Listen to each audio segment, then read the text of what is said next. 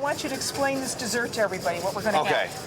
It's a pear crostata, pear and raspberry crostata. We roasted the pears with chestnut honey. Okay. Okay, and on top we're gonna do a spuma, which means All right, whipped. and I'm making the spuma right here with heavy cream that I have over a bowl of hot water.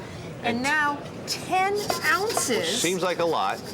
It sure does. Of Parmigiano goes in here. Imagine.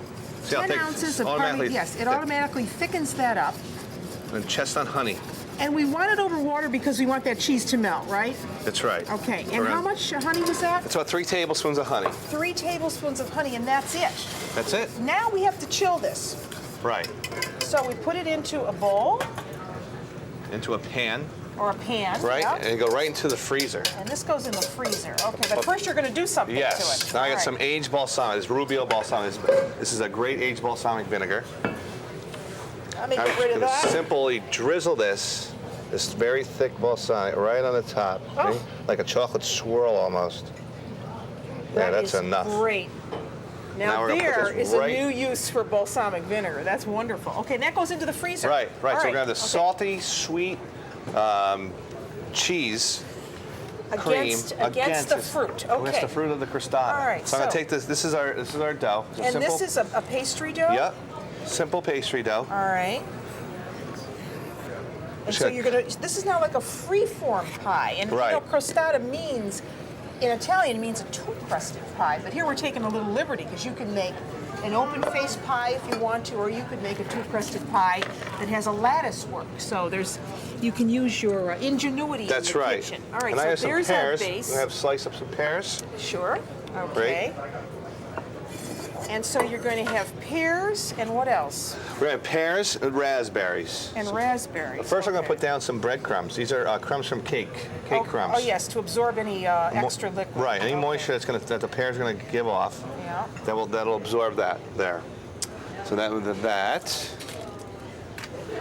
And I also, before we start here, I cut some of the lattice, which I'll put aside here. Okay, that's going to be the top of the pie. Yep.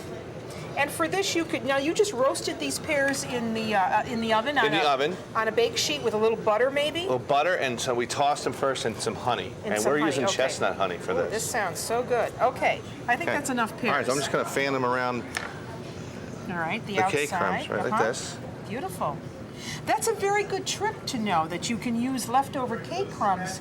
You know, save them. You can put them in a bag, put them in the freezer. You and can then, even use breadcrumbs too as Yep, well. breadcrumbs, cookie crumbs would be good for this. Okay.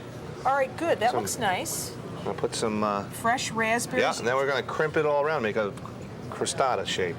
Okay, so you're just going to bring up the edges, Yep. right? You're going to bring the edges up Right. to hold those juices in. So we Yep. can just push that against the fruit, like so. Get it off the parchment paper here. Crimp it together. And now you're going to put on what? I'm gonna do the lattice. You're going to put the lattice. Okay. So there's our little pie. Hold that edge in. Okay. You see how rustic it is. Yes. And we got some lattice work. Mm-hmm. You go right across the top. Right? Yeah. It's kind of pretty because then you can see the fruits and it makes it really interesting. And you could also use other fruits for this. Probably use You could- apples or blueberries combination. Peaches are great with peaches, this. rhubarb, Do an egg. a little egg wash. Egg wash. Okay. Give that a nice shine while it's in the oven. And some sugar. I have to tell you, Bill, that this menu is absolutely fabulous Thank you. and so easy to do. So little sugar A little over the sugar. top. And then there's a couple dots of butter. Okay. Emilia Romagna. Right. It's all about the. It's all about butter. And this is going to cook, I would say, about 425 Yep. degrees, maybe for about 20-25 minutes, or until your crostata is nicely browned. That's right. Well, that's simple. We've got it all.